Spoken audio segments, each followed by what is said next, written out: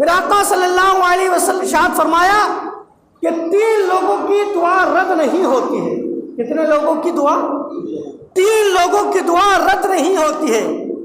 ایک تو روزے دار کی افطار کے وقت جب وہ دعا کرتا ہے اس کی دعا کبھی بھی رد نہیں ہوتی ہے۔ وہ دعا یہ سمجھ لیجئے قبول ہونا کنفرم ہے، اس کا کیا قبول ہونا کنفرم ہے۔ ہاں یہ ہو سکتا ہے کہ آپ نے آج کوئی دعا مانگی وہ ابھی پوری نہ ہوئی ہو، لیکن اللہ فرماتا ہے کہ وہ دعا قبول ہو گئی ہے اور اس کو ضرور مکمل ہوگی، اگرچہ تھوڑا وقت لگ جائے۔ وقت کیوں لگ جائے؟ اس لیے لگ جائے کہ ہو سکتا ہے کہ جو دعا آپ آج مانگ رہے ہیں ہو سکتا ہے کہ وہ آپ کے لیے آج بہتر نہ ہو، آج وہ آپ کے لیے بہتر نہ ہو۔ بھائی اللہ تبارک و تعالی ہمارے بارے میں ہم سے بہتر جانتا ہے، کیونکہ اس نے ہمیں بنایا ہے۔ وہ جانتا ہے کس انسان کو کس وقت کس چیز کی زیادہ ضرورت ہے، اور اللہ تبارک و تعالی اس وقت وہ اسے عطا کر دیتا ہے۔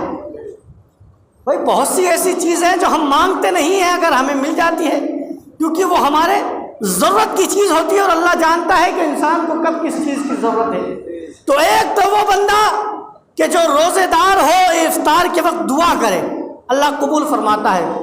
دوسرا عادل بادشاہ، انصاف کرنے والا بادشاہ، وہ بادشاہ جو لوگوں کے ساتھ انصاف کرتا ہو، لوگوں کے معاملات کے اندر بھید بھاؤ نہ کرتا ہو، یہ نہ دیکھتا ہو کہ یہ مالدار ہے تو اس کی بات سن لی جائے، یہ غریب ہے اس کو دبا دیا جائے، جو ایک سا ویوہار لوگوں کے ساتھ رکھے، چاہے وہ امیر ہو، چاہے غریب ہو، چاہے قریبی ہو، چاہے دور کا ہو، چاہے رشتہ دار ہو، چاہے دشمن ہو، چاہے اپنا ہو یا پرایا ہو، جو بھی ہو، لیکن بات جب انصاف کی ہو تو وہ انصاف کے ساتھ کام لے۔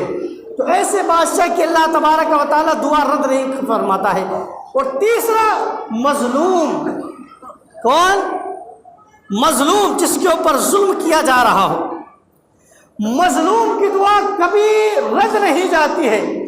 آپ اگر کسی پر ظلم کر رہے ہیں اور اس نے آپ کی شکایت اللہ سے لگا دی ہے تو یقین جانیے اس کی دعا رد نہیں جاتی ہے۔ ان دعاؤں کے بارے میں آتا ہے کہ ان دعاؤں کے لیے آسمان کھول دیے جاتے ہیں اور ان دعاؤں کو اوپر بھیج دیا جاتا ہے، ان دعاؤں کو اوپر بھیج دیا جاتا ہے۔ تو اب یاد رکھیے کہ اگر آپ کسی پر ظلم کر رہے ہیں، ظالم کو یہ معلوم ہوتا ہے کہ یہ ہو تو غلط رہا ہے۔ بھائی کوئی انسان ظلم کرتا رہے، وہ اپنی انا پرستی کے لیے لوگوں کو تکلیف دیتا رہے، لوگوں کو پریشان کرتا رہے، لیکن وہ یہ جانتا ہے کہ میں یہ ظلم کر رہا ہوں، تو یاد رکھو کہ اگر تم سے کوئی ظلم ہو رہا ہے، تمہیں لگ رہا ہے، تمہارا دل گواہی دے رہا ہے کہ حالانکہ میں طاقتور ہونے کے ساتھ ساتھ اس پر اپنا پریشر بنا کر اس پر ظلم کر رہا ہوں، میری واہواہی ہو جائے گی، یاد رکھو لوگوں، اپنی واہواہی کے لیے اپنی بربادی کو بلاوا نہ دو۔ اگر اس مظلوم نے تمہارے لیے اللہ کی بارگاہ میں دعا کر دی، یاد رکھنا کوئی مائیکلال تمہیں دنیا میں بچا نہیں سکتا ہے۔ تو جو لوگ آج طاقت کے پاور کے اندر آ کے پاگل ہو گئے ہیں، کبھی مسجدوں کو گرا رہے ہیں، کبھی مسلمانوں کو گرا رہے ہیں، وہ یہ نہ سوچے کہ ہمارا خدا نہیں ہے، نہ ہمارا خدا موجود ہے اور وہ ظالموں کو چھوٹ دے رہا ہے۔ لیکن یاد رکھنا اسی نے فرمایا ہے ان بطش ربک لشدید، تیرے رب کی پکڑ بہت سخت ہے۔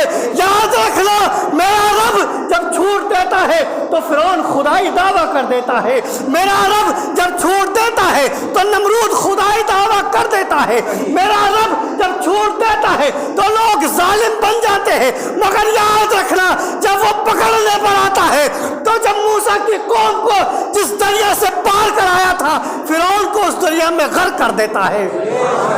میرا رب وہ ہے کہ جب پکڑ کرنے پر آتا ہے تو نمرود کے دماغ میں ایک لنگڑا مچھر گھساتا ہے، اسی مچھر سے پورے سبا کے اندر اس کی سر کے اوپر چپل کھلواتا ہے اور اسی کے ذریعے اسے ہلاک کر دیتا ہے۔ رب نے فرمایا ان بطش ربک لشدید، تیرے رب کی پکڑ بہت سخت ہے۔ تو رب چھوٹ دے رہا ہے تو اس کا کوئی ناجائز فائدہ نہ اٹھائے۔ اب وہ یہ بات ہر ایک پر لاگو ہوتی ہے، جو کلمہ پڑھنے والے ہیں ان پر بھی لاگو ہوتی ہے، جو کلمے کا انکار کر رہے ہیں ان پر بھی لاگو ہوتی ہے۔ اس لیے آپ کو اللہ نے طاقت دی ہے، تخت و تاج دیا ہے، تو آپ اس کا صحیح استعمال کریں۔